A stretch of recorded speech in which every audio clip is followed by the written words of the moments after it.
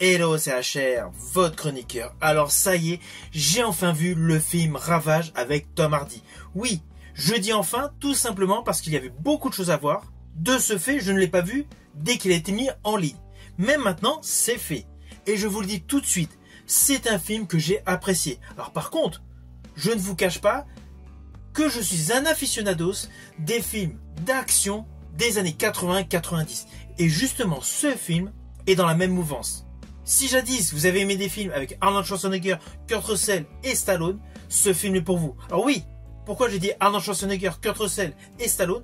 Tout simplement parce que ce film, Avoc alias Ravage, est dans le même style que Cobra, Tango et Cash, Haute Sécurité, Double Détente, Le Contrat.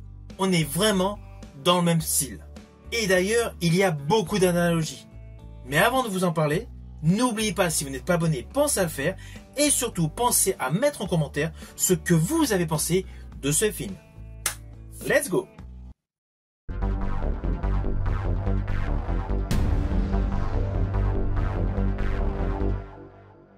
Tout d'abord, l'affiche signalétique de ce film. En France, il a pour titre Ravage.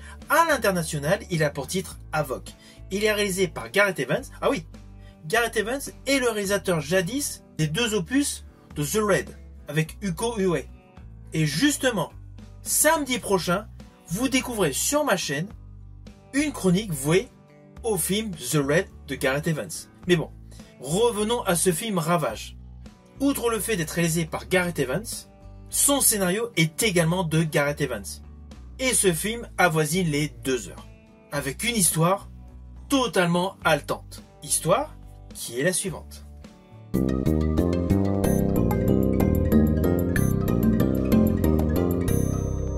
Alors sur le fond, l'histoire est assez conventionnelle. Nous avons un groupe d'individus avec des masques de hockey qui pénètrent une boîte de nuit et ils massacrent tout le monde. Naturellement, il y a des témoins. Et là, une enquête va émerger. Dans le même temps, on nous présente plusieurs personnages, notamment le personnage Walker, qui est un policier assez brutal, assez sanguin, mais naturellement dans la légalité. Et nous découvrons un homme politique interprété par Forest Whitaker, au passé assez ambigu, et qui a malheureusement un fils qui se retrouve lié au massacre de la boîte de nuit. Alors oui, je vous l'ai fait de manière assez succincte, et en plus, sans vous donner réellement les détails que nous découvrons dès l'ouverture du film. Mais vous me connaissez, je ne veux pas du tout vous spoiler, je souhaite principalement que vous preniez du plaisir à découvrir ce film. Alors concernant la réalisation, elle est topissime. Mais nous savons déjà par expérience que Gareth Evans est un excellent faiseur de films d'action. Ceci dit, il y a certes énormément de scènes d'action qui sont jubilatoires, mais il y a toute une trame scénaristique, avec notamment quelques flashbacks pour nous rapporter des éléments importants de l'origine story du personnage interprété par Tom Hardy. Et cela est une réelle plus-value à ce film. Alors ce film, outre le fait des scènes d'action extrêmement spectaculaires, il y a une trame scénaristique solide, qui aurait d'ailleurs un petit côté qui fait penser à L'Honneur du Dragon de Michael Cimino avec Mickey Rourke. Il y a toute cette atmosphère de l'année du dragon qui se retrouve dans ce film, naturellement ponctué de scènes explosives. Mais in fine, le côté dramatique, les retournements de situation et surtout l'origine story qui se greffe autour du personnage interprété par Tom Hardy est totalement dans la même lignée que le film de Michael Cimino.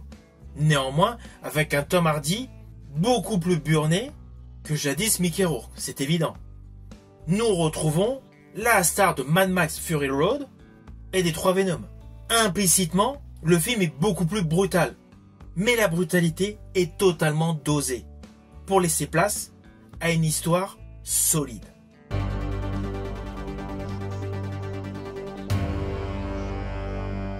Alors dans ce film, Tom Hardy nous livre une performance extrêmement intense dans un univers totalement dark. On a l'impression que la justice a totalement basculé. On est dans un univers de corrompus dans les bas-fonds de la ville. Et c'est dans ce milieu que le héros de ce film, qui est en quelque sorte un anti-héros, déambule pour mener sa propre justice.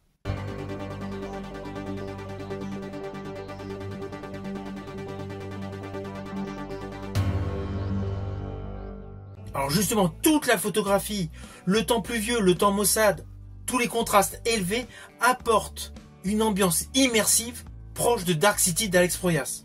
Toute la noirceur du récit semble amplifiée tout simplement par la colorimétrie qui joue essentiellement sur le noir et le gris sombre.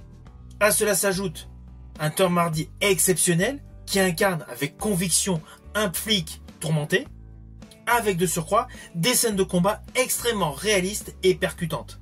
Beaucoup de scènes de combat sont extrêmement nerveuses et brutales. Je pense principalement à une séquence que j'ai particulièrement aimée, où le personnage Tom Hardy se bat avec une femme. Cela se déroule dans un chalet, la confrontation est nerveuse, vive, la caméra semble totalement tournée autour des protagonistes à la manière d'un jeu vidéo, et le final de cette confrontation est totalement digne d'un Souviens-toi l'été dernier. Ainsi, dans ce film, Gareth Evans a apporté un vrai côté punchy à la mise en scène de ce thriller d'action.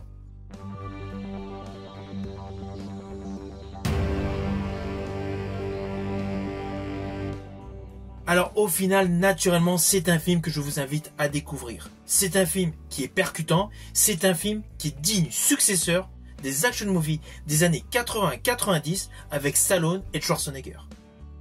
Dans ce film, Tom Hardy a réussi à mélanger le style de l'acteur studio à la De Niro dans un action movie à la Stallone.